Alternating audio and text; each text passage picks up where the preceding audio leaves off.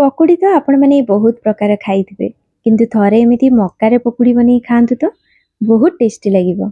एबे वर्षा पागरे बहुत मक्का मिलूँ तो निश्चिंत मक्का आणिकी एमती पकुड़ी बन ट्राए करूँ। देखिए थरे खाइले एत बढ़िया लगे जे आपण मक्का किणिकी आनिबे केवल पकुड़ी बनाइबा कि तेबे चलतु डेरी नक देखि नबा।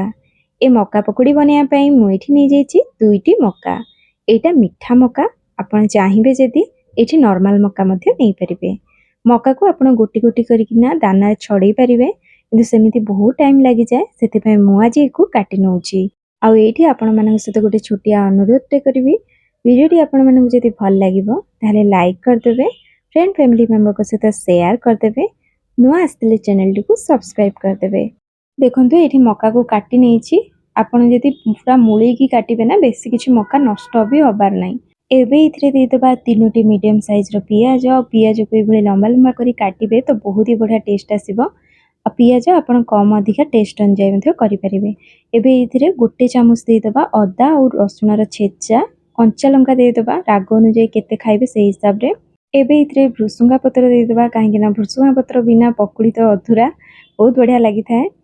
एबे इथिरे 1/4 टीस्पून देदेबा जुआणी। जुआणी द्वारा पकुड़ीर फ्लेवर बहुत बढ़िया आसे और ता संग को पकुड़ी खाइले पेट मध्य खराब हुएनी।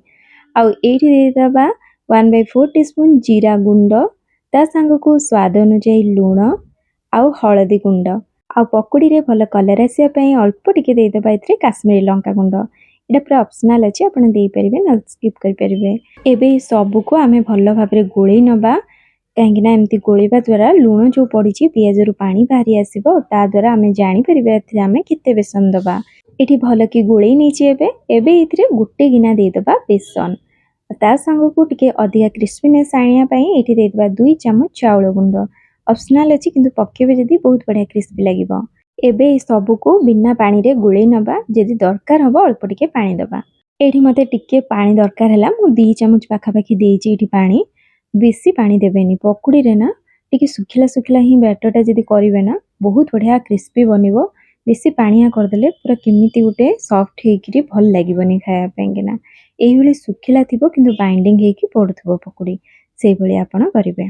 आ एपटे छाणीबा पई मु तेल बसै नेतिली। तेल को मीडियम टू हाई फ्लेम रे गरम करिवे। तापरे एठी पकुड़ी पकेबे, बेसी गरम कर देबेनी नाले पकेला मात्रा के पोड़ी जिवो। मीडियम टू हाई फ्लेम रे करिवे, तापरे मीडियम फ्लेम रे रखिकिना भल कि गोटे पाख पूरा नाली हवा पर्यंत छाणीबे, तापरे आर पाख को उल्टेइबे। आ एठी देखंतु पकुड़ी दुई पाख बढ़िया भाबरे छाणी हे गलानी आ बहुत ही क्रिस्पी हेची। देखिकि आपण जानि परथुबे पकुड़ा केते परफेक्ट हेची। एई भली भितर सॉफ्ट रहइबो, ऊपर क्रिस्पी क्रिस्पी रहइबो, खाइबा पई कि ना बहुत बढ़िया लागिबो।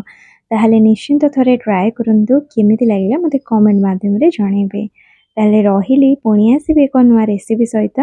समस्ते भले रुहतु, खुशी रुहतु। धन्यवाद। जय श्री जगन्नाथ।